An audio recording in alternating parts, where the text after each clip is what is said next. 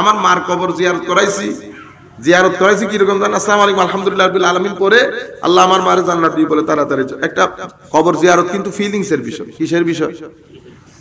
কবর জিয়ারতে যখন যাবেন, যিনি কবরে আছেন আপনার আত্মীয় স্বজন, তার সাথে মেন্টালি কানেক্টেড হবেন পুরান স্মৃতিগুলা মনে করে।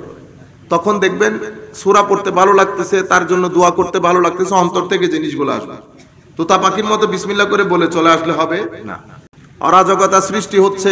আমরা দিন ধর্ম সম্পর্কে যতগুলা মাহফিল হয় এই এলাকার মধ্যে, গত রবিউল আউয়াল শরীফ থেকে আজকে 2-3 মাসে যত মাহফিল হয়েছে, আপনারা পিএইচডি করে ফেলার কথা। কি করে ফেলার কথা?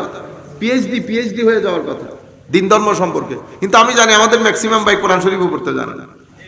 If I don't make mistake, আমাদের ম্যাক্সিমাম লোক, যে এলাকার ম্যাক্সিমাম লোক কোরআন শরীফ পড়তে জানে না, সেই এলাকার মধ্যে আমি সূরা রাদের তাফসীর শোনাইয়া লাভ আছে?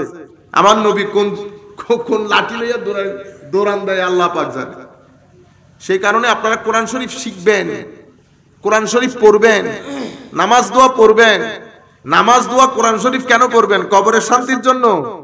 ও কবরের শান্তি রাখেন, আগে দুনিয়ার শান্তির চিন্তা করেন। আগে দুনিয়া, পরে কবর। এগুলা না পড়লে আপনি দুনিয়াতেও শান্তি পাবেন না তো।